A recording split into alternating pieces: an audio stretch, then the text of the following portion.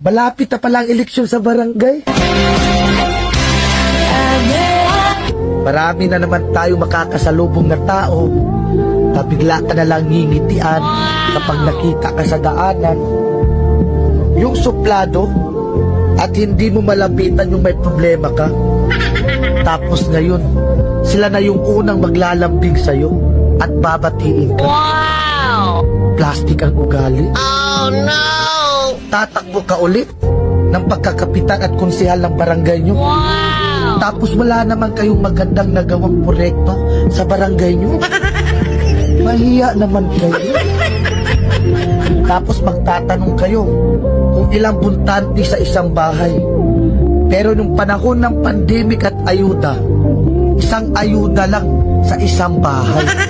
Tapos kung mamalasi ka pa, wala ka pang makukuha na ayuda kapag kalaban mo pa ang tagalista. Kaya vote wisely para hindi sayang ang boto natin.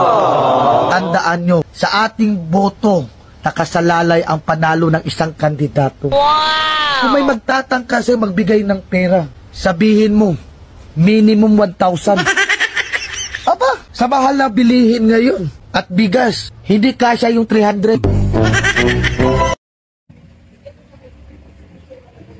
Sabay-sabay nating ipanalangin ang mga tatakbong makakapal ng mukha. Nasa bahay walang ginagawa, pero sa barangay gustong may magawa. Tugumpo.